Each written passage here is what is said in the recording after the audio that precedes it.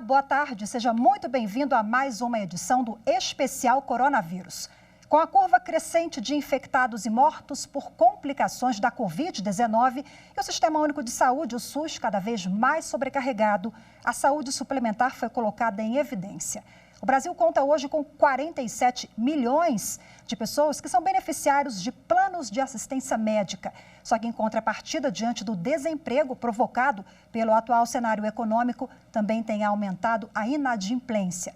Como a saúde é direito de todos e dever do Estado, mesmo quem não pode pagar por um plano de saúde deve ter o tratamento assegurado. Bom, pelo menos é o que diz a lei maior do país, a Constituição Federal. O problema é que, na prática, diante da curva crescente de infecções e mortes provocadas pelo coronavírus, a população sofre com a falta de leitos, de respiradores, com a falta de atendimento tanto na rede pública quanto na rede particular. Diante do caos, a pergunta é: o que fazer, como e quem procurar? Se você paga o plano de saúde e não tem o serviço, e agora?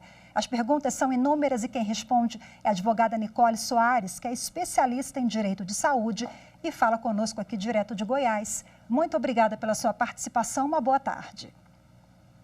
Boa tarde, eu que agradeço a oportunidade de estar participando, ainda que remotamente, em tempos de isolamento social, mas é sempre uma excelente oportunidade de compartilhar as nossas impressões sobre esse momento tão complicado e complexo, né?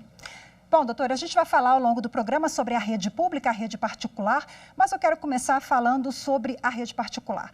Bom, não tenho como pagar o leito de UTI, o meu plano não cobre. O hospital, por exemplo, ele pode cobrar ali um calção como garantia de pagamento?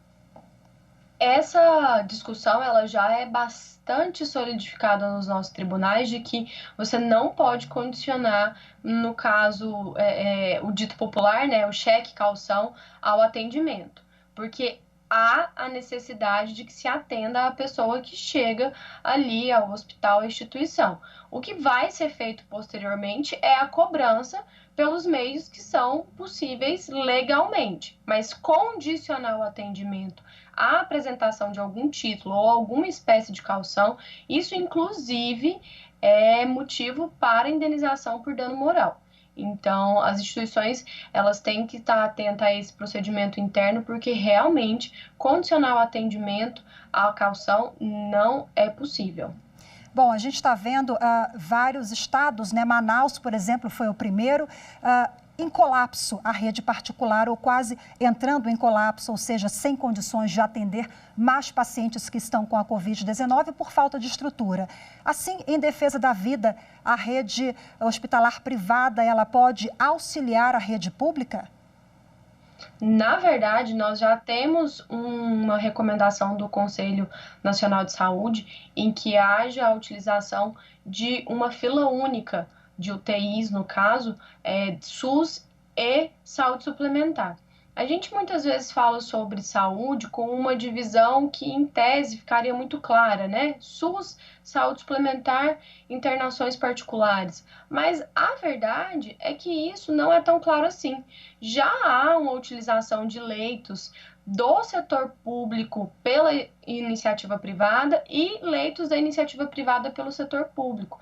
Isso acontece por algumas questões, como a possibilidade de ofertar uma determinada especialidade que a rede particular não oferta e vice-versa. Então, apesar de a gente pensar que existe essa separação muito rígida, a verdade é que não existe. Então, nesse momento, quando a gente vê isso de uma maneira mais expressiva, é normal que surjam dúvidas e a gente fique até um pouco surpreso, mas quando a gente vai, inclusive, estudar sobre o custeio do sistema de saúde no Brasil, a gente percebe que essa separação, em tese, não é tão sólida como a gente tem a impressão que é de longe.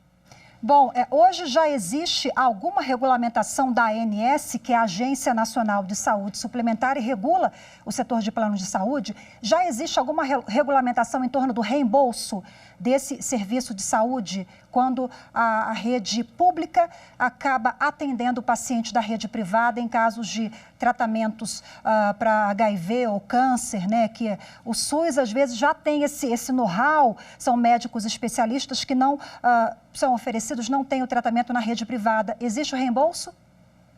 Sim, na verdade, isso até passou por um julgamento de muitos anos, chegou às nossas cortes superiores, justamente com relação ao reembolso que deveria ser feito. A discussão era justamente essa, sobre o paciente que tem plano de saúde atendido no SUS, a operadora deve fazer esse reembolso para o SUS, e até foi um voto da ministra Carmen Lúcia de que sim, deve haver esse reembolso, e há uma diferença de valores bastante significativa em decorrência dessa discussão, mas já há essa regulamentação e essa sistematização com relação a reembolsos e a utilização de recursos nesses sistemas que convivem em paralelo, né?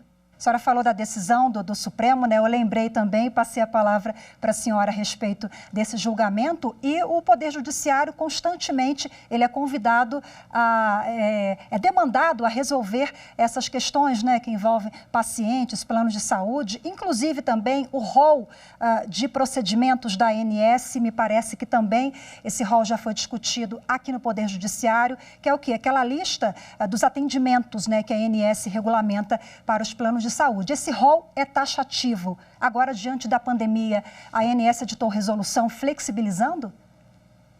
Na verdade, há uma discussão sobre rol taxativo ou esse rol exemplificativo, que inclusive houve outro julgamento sobre um rol de procedimentos que deve ser respeitado. Mas a gente tem outros rols, né, entre aspas, que é, por exemplo, o de tratamentos, que é diferente do de procedimentos cirúrgicos.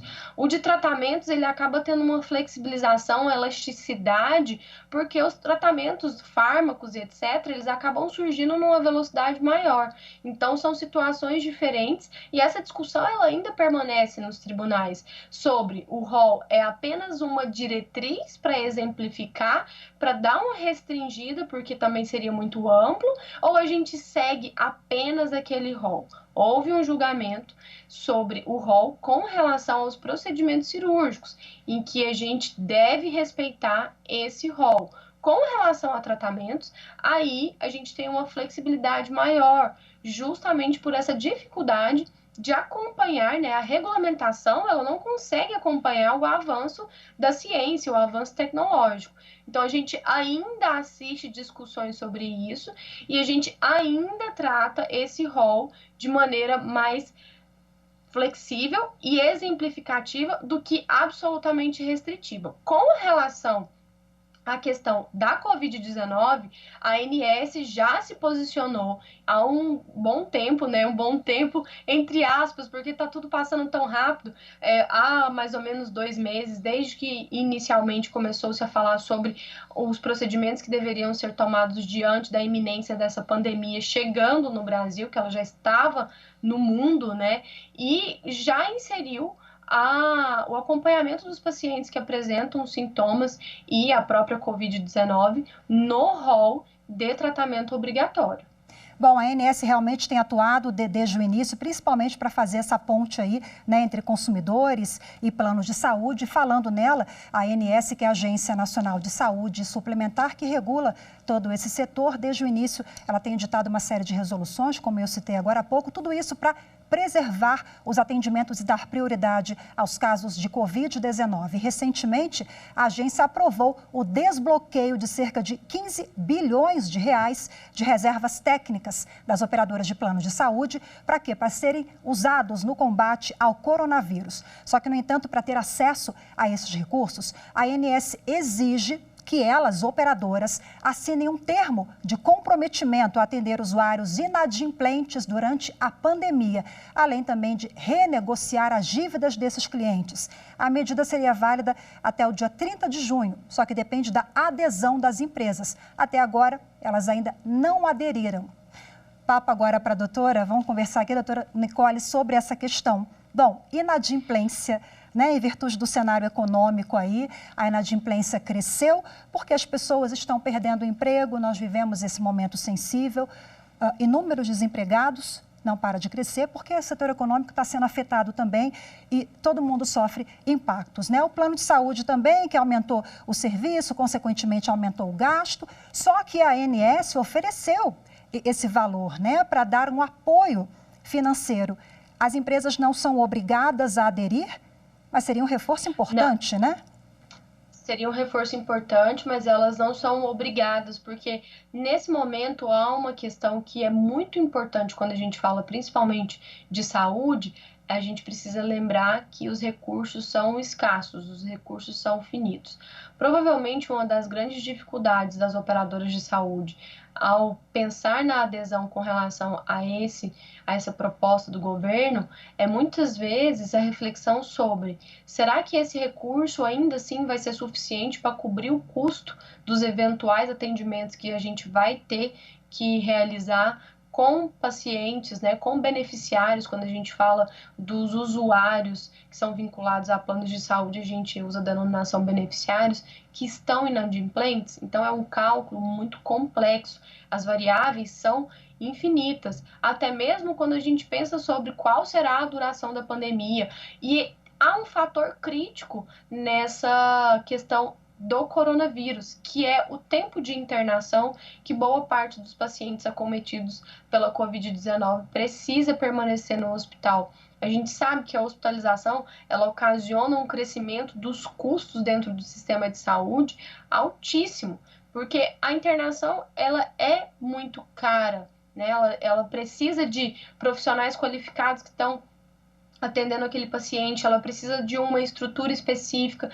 Há toda uma estrutura que precisa estar disponível para receber aquele paciente. Então, a gente chega no ponto em que o custeio disso acaba sendo muito difícil diante de um número de casos que pode diminuir ou pode crescer.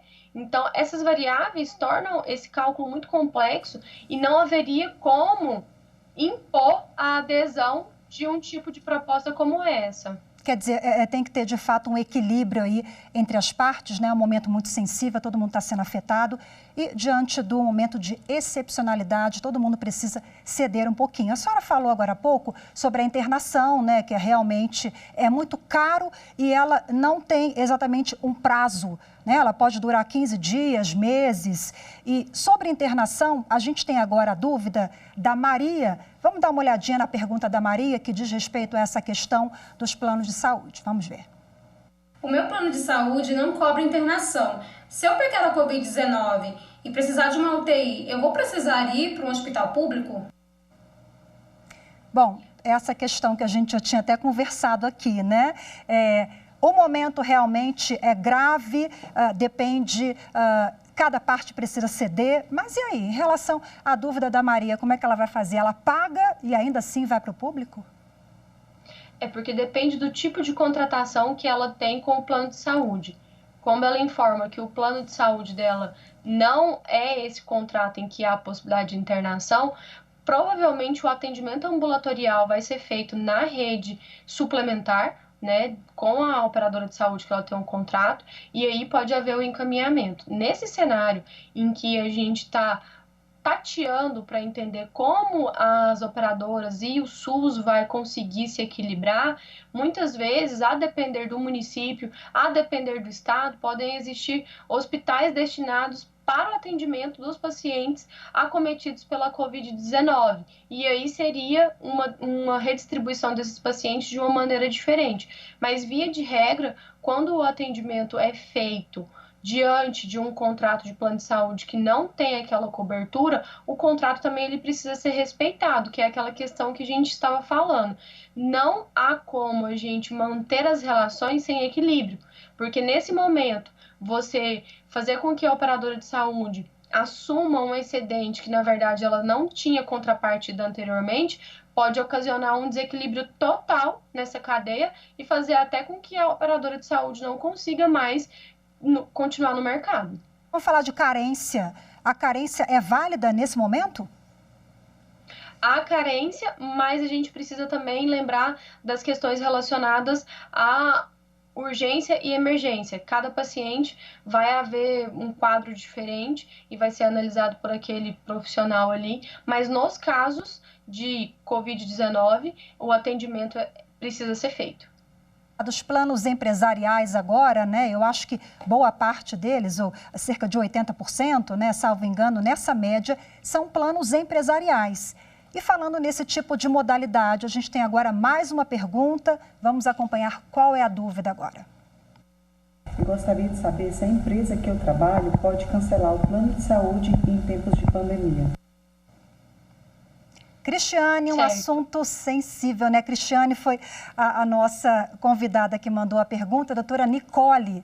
Esse assunto é sensível, porque quando a pessoa mais precisa, independentemente de atraso, né? Às vezes a pessoa perdeu o emprego, não tem condições, faz o quê? Isso aí, até complementando o tema anterior, lembrando que com relação à carência, os planos empresariais, os planos coletivos, muitas vezes eles apresentam períodos de carência diferentes. Então, é muito importante o beneficiário estar atento a isso. Com relação à suspensão, cancelamento do contrato de plano de saúde empresarial, em decorrência da impossibilidade de pagamento, a empresa ela vai ter que ofertar ao funcionário que ele possa continuar com o seu contrato, arcando com os custos que aquele contrato origina, né? Porque há um custo com relação ao contrato de plano de saúde. Cada caso tem que ser analisado de maneira separada, porque em alguns casos a empresa arca com 100% do custeio. Outras empresas arcam com uma parcela e o funcionário arca com outra parcela. Nesse momento, a discussão é uma discussão sobre viabilidade. Não há como você fazer com que a empresa continue custeando isso se ela realmente não tem condições de fazer aquele pagamento. Agora, um elemento que é preciso manter atenção é se eventualmente a empresa precisa cancelar esse plano, ela tem que dar a possibilidade de que o beneficiário possa permanecer, porque justamente por conta do prazo de carência. Uma das coisas que eu sempre oriento, eu sempre tento lembrar as pessoas, é que quando você faz a portabilidade, e hoje você tem a possibilidade de fazer a portabilidade do plano de saúde, você carrega as carências. Então, você não precisa passar por aquele prazo novamente. Se você deixa o contrato ser cancelado e faz um novo contrato, você vai iniciar aquele prazo de carência novamente. E a gente também não pode esquecer que a gente não vai, nesse momento, a gente não vai eventualmente adoecer somente relacionado à Covid-19, né? A nossa vida continua. Então, lembrar disso para não correr o risco de ter que cumprir novo prazo de carência é muito importante. Doutora então, Nicole, nesse caso... perdão pela interrupção, eu falei no início, né, que a saúde é o direito de todos e também é dever do Estado, está na Constituição Federal de 88. Vamos ampliar um pouquinho? Agora a gente já falou sobre planos de saúde, as principais dúvidas. Se a senhora lembrar de mais alguma, por favor, pode compartilhar com a gente. Agora vamos falar sobre os profissionais da saúde, que são verdadeiros heróis aí em tempo de pandemia, inclusive, tem se arriscado muito nesse dia a dia, né, que estão expostos ali. Mas, por exemplo, o médico ele pode ser responsabilizado juridicamente por exemplo, o paciente morre, não tem um leito de hospital, a gente vê que na prática isso já está acontecendo, muitos médicos, profissionais da saúde não querem se identificar, mas eles passam sim, isso já é uma realidade no Brasil, eles acabam tendo que escolher porque não tem respiradores, não tem estrutura, não tem leitos.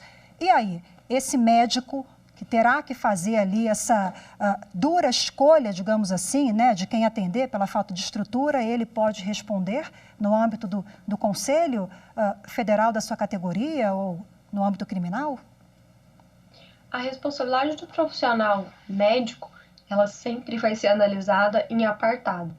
Independente da estrutura que houver ou da falta de estrutura que houver, ele é responsável pela conduta que ele adota. Porque muitas vezes você pode ter um profissional que está dentro de uma estrutura 100%, que oferece todos os recursos, e ele adota uma conduta inadequada. Ao passo que você pode estar no cenário contrário. Você pode estar num cenário em que não há estrutura nenhuma e ainda assim o profissional executa o seu trabalho de maneira irrepreensível. Então, essa questão da estrutura e dos recursos que são ofertados não são de responsabilidade do profissional. Agora, a conduta dele é 100% responsabilidade dele. Como assim a conduta dele? Os atos que ele opta por realizar ou não realizar diante do que ele tem disponível é responsabilidade dele, mas o profissional jamais pode ser penalizado diante da inexistência de uma estrutura que não é responsabilidade dele providenciar, a não ser que ele esteja como uma figura de responsável técnico em uma instituição e aquela falta seja uma negligência em decorrência de uma falha interna ou algo do tipo. Mas o procedimento no atendimento ao paciente é analisado de maneira apartada com relação à responsabilidade por inexistência de estrutura. Bom, eu vou pegar o gancho agora, a gente falando dos profissionais da saúde, né? E hoje, gente, hoje é dia do enfermeiro. E, infelizmente, segundo o Conselho Federal de Medicina, pelo menos 100 profissionais já morreram em virtude da Covid-19. Eles que estão ali na linha de frente e se arriscam para salvar vidas e acabam perdendo a vida. Isso já é realidade em todo o país. E fica aqui a nossa homenagem, a homenagem da TV Justiça aos enfermeiros, hoje o dia deles, e a todos os profissionais da saúde que têm atuado com um trabalho belíssimo durante essa pandemia da Covid-19. Parabéns mais uma vez. Vamos voltar aqui, doutora Nicole. É importante a gente sempre falar sobre isso, né? Sobre a atuação brilhante desses profissionais, só que às vezes eles também precisam enfrentar essas dificuldades no dia a dia do trabalho, fora a exposição ao vírus, mas tem também aquela questão dos pacientes que estão ali numa preocupação, num momento sensível, né? Um drama, sem saber como é que vai ser o desenvolvimento da doença, já que o vírus é novo no Brasil. E aí tem a questão polêmica, o uso da cloroquina. O uso da cloroquina, às vezes, é uma substância que não há uma indicação ainda, não tem, digamos assim, um laudo ou algum protocolo exato, né, de comprovação de que a cloroquina, o nome é até um pouquinho complicado, né, de que essa substância ela terá efeitos positivos. Bom, o profissional, ele está ali, o paciente pede, ele é obrigado, ele pode se flexibilizar ao desejo desse paciente, tanto no uso dessa substância quanto em outros procedimentos? Bom, queria também utilizar o espaço para homenagear os profissionais da enfermagem, lembrando que a história da enfermagem por si só é muito bonita. Às vezes a gente esquece de olhar esse histórico, né? E é muito interessante que a profissão, ela surge enquanto profissão lá na Inglaterra, com a Florence, e depois a gente vê uma extrema valorização desse profissional dentro do NHS, que é o sistema de saúde público do Reino Unido, e gosta-se muito de falar que o Brasil é o único país que tem saúde pública, e isso não é verdade. O Reino Unido também tem o seu NHS, que inclusive tem sido extremamente valorizado nesse momento de pandemia, e eu torço muito para que a gente use isso como exemplo. Minha homenagem a todos os profissionais da enfermagem. Com relação à cloroquina, polêmica, mas eu gostaria muito de aproveitar o espaço mais uma vez para fazer uma reflexão de que qualquer elemento que a discussão científica, ela precisa de espaço adequado, né? A gente não pode discutir a utilização de medicamento com base no eu acho, eu acredito, eu vi, me mandaram um áudio. É um medicamento, e medicamento ele pode ser muito bom, mas ele pode ser muito ruim também. Há recomendação por parte dos conselhos do protocolo de utilização da cloroquina. Com relação a o paciente não querer utilizar esse medicamento, ele precisa manifestar isso, ele precisa fazer isso de maneira adequada e até mesmo antecipada. Porque, eventualmente, se ele chega com um quadro muito grave e ele não tem condições de manifestar aquilo, a decisão vai ser do profissional, diante de questões técnicas, que é como o uso de um medicamento deve ser analisado, questões técnicas. Então, assim, se alguma pessoa entende que não quer fazer o uso, ela precisa formalizar essa sua vontade, que é o que a gente chama de diretivas antecipadas de vontade, principalmente relacionada a internações, procedimentos e etc., que via de regra boa parte das pessoas não fazem. Então, é uma situação muito delicada, mas eu reforço também de que a gente precisa entender que essas decisões precisam ser tomadas diante de um panorama técnico. E que quem pode tomar essa decisão é o profissional. Obviamente, discutindo isso com o paciente nos casos em que é possível. Eu vou pedir licença agora para a senhora, que eu quero fazer um pequeno ajuste. Agora há pouco eu parabenizei os enfermeiros, hoje é o dia do profissional, do enfermeiro, e eu falei que era um conselho de outra categoria. Não, os dados de mortes de enfermeiros, esses dados são do Conselho Federal de Enfermagem. Está feito aqui o ajuste, a pequena correção, e mais uma vez eu quero parabenizar esses profissionais então. Vamos voltar aqui agora à nossa entrevista. Bom, eu queria falar agora com a senhora sobre outro tema envolvendo enfermeiros, médicos, auxiliares que estão na linha de frente. Eles sofrem também com essas questões que a gente está abordando aqui, né, de uso de medicação ainda que está sendo avaliada, enfim, outras questões. Mas tem também a falta de equipamentos, EPIs. Muitos profissionais acabam usando tentando equipamentos próprios ali, alguns usam máscaras que conseguem fazer em casa ou compram. Enfim, essa é uma responsabilidade do Estado em fornecer essas condições mínimas? A depender do vínculo de cada profissional, né? Porque nós temos profissionais que estão vinculados à esfera privada e a instituição tem que fornecer esse medicamento até mesmo diante de uma legislação trabalhista que a gente tem, que garante isso ao trabalhador. Nos casos em que esses profissionais estão vinculados a uma instituição pública, é responsabilidade do Estado fornecer esse equipamento de proteção individual para cada um dos seus colaboradores, né, independente do vínculo, porque eles podem ser estatutários, eles podem ser contratados, mas é responsabilidade sim do Estado, quando a gente está falando de instituições públicas, fornecer esses equipamentos, porque os equipamentos, além de proteger o profissional, ele também protege os pacientes, porque nem todo paciente que vai ser recebido numa instituição de saúde na atualidade está com Covid-19, mas se a gente não faz com que o contágio seja evitado até mesmo dentro das instituições de saúde, a gente pode acabar, inclusive, fazendo com que o paciente seja contaminado dentro da instituição.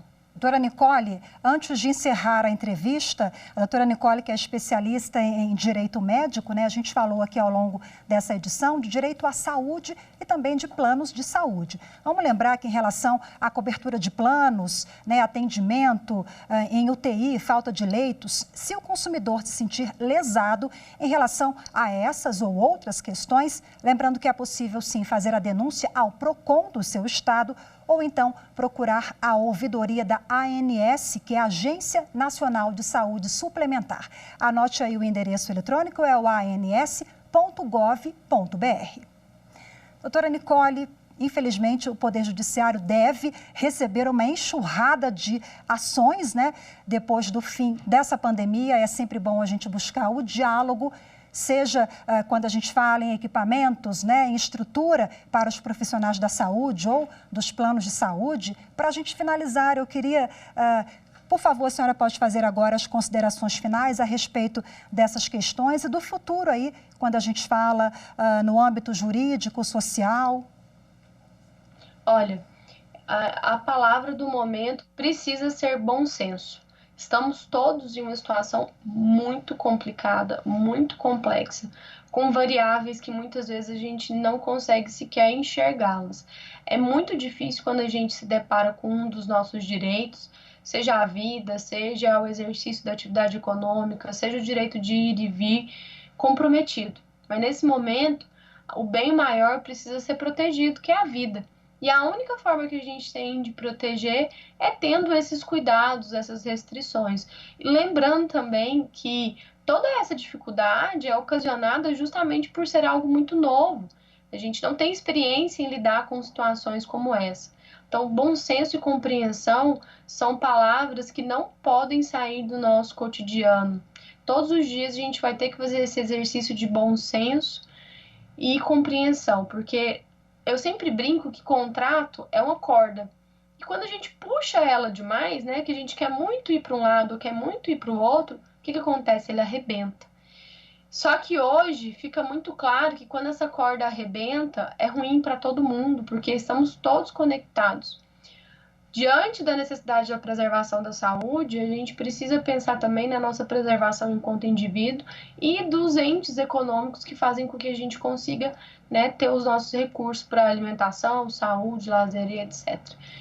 Busque sempre o diálogo, porque a gente vai precisar exercitar essa capacidade cada vez mais diante desse cenário que se apresenta.